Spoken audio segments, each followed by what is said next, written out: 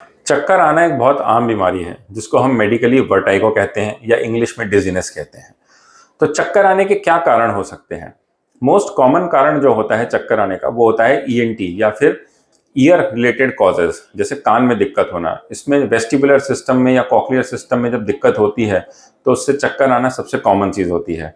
जैसे किसी को वेस्टिबुलर न्यूराइटिस नाम की अगर बीमारी है तो उससे भी चक्कर आ सकता है।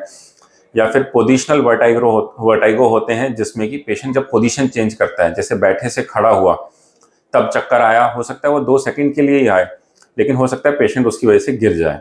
इसी तरह किसी किसी को होता है कि जब वो चलते हैं या पोजीशन चेंज करते हैं तब चक्कर आते हैं। तो अगर कान के अंदर का फ्लूइड अपनी जगह से हिल जाए तब इस तरह की दिक्कतें होती हैं। तो अगर आपका वर्टाइगो कान की वजह से है तो एक ईएनटी के डॉक्टर को आप दिखाएं, जिससे कि वो आपके वर्टाइगो का इलाज कर पाएंगे। दूसरा, मेडिकल रिलेटेड कॉजेज भी होते हैं जिसकी वजह से वर्टाइगो आता है। जैसे अगर एनीमिया, किसी का हीमोग्लोबिन कम है उससे भी चक्कर आ सकते हैं।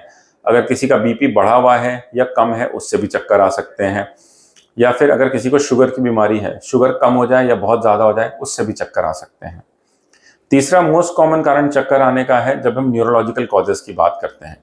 न्यूरोलॉजिकल कॉजेज में जैसे अगर किसी पेशेंट को माइग्रेन की प्रॉब्लम है तो उसकी वजह से भी पेशेंट को चक्कर आ सकते हैं। इसके सिवा कुछ और सिचुएशंस भी रहती हैं ब्रेन रिलेटेड, जिसमें कि जैसे स्ट्रोक हो गया या एन्यूरिज्म्स हुए, उसकी वजह से भी लोगों को चक्कर आ सकता है। तो अगर इस कारण से चक्कर आ रहा है तो न्यूरोलॉजिस्ट देखेंगे और उनका एमआरआई या जो भी इन्वेस्टिगेशन होगा वो करके उस हिसाब से इलाज बताएंगे। चौथी सिचुएशन जिसमें चक्कर आ सकता है वो कार्डियक रिलेटेड भी हो सकती है, जैसे कार्डियोमायोपैथीज या एरिथमियाज होते हैं। तो इस सिचुएशन में जो पंपिंग कैपेसिटी होती है हार्ट की वो बदल जाती है और पेशेंट को चक्कर आते हैं।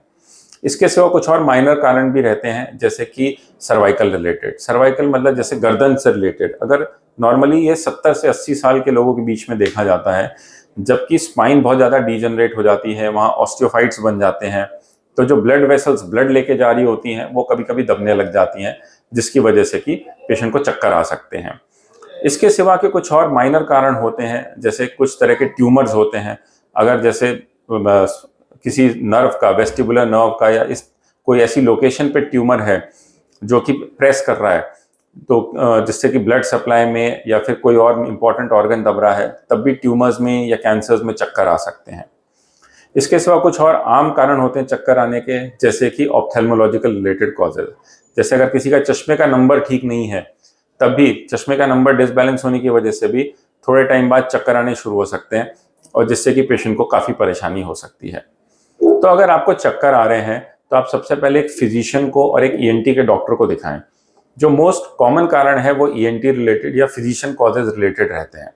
अगर ये दोनों तरफ से आपको क्लियर करते हैं तब आपको एक बार न्यूरोलॉजिस्ट का कंसल्टेशन दिखाना चाहिए।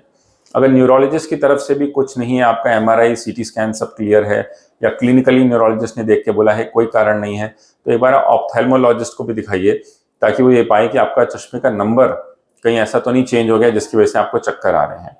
एक बार आपका इन चारों डायमेंशन से वर्कअप हो जाता है, उसके बाद अगर कोई रेयर कॉज बचता है फिर भी चक्कर ठीक नहीं हो रहा है, तब आपको बेसिकली सर्वाइकल के लिए या फिर रेयर कॉजेज जैसे कार्डियोलॉजिस्ट को दिखाना, या फिर कोई अगर ट्यूमर हम एक्सपेक्ट कर रहे हैं तो उन डायरेक्शंस में सोचना चाहिए। मोस्ट ऑफ द टाइम जो चक्कर आते हैं लोगों को वो किसी बहुत डेंजरस वजह से नहीं आते, लेकिन of course it can be a debilitating symptom. तो इसलिए अगर आपको चक्कर आ रहे हैं, परसिस्टेंट हैं, 2-3 दिन से ज़्यादा है, तो आपको अपने नज़दीकी डॉक्टर को दिखाना चाहिए और जो भी प्रॉपर वर्कअप है वो कराना चाहिए। Thank you.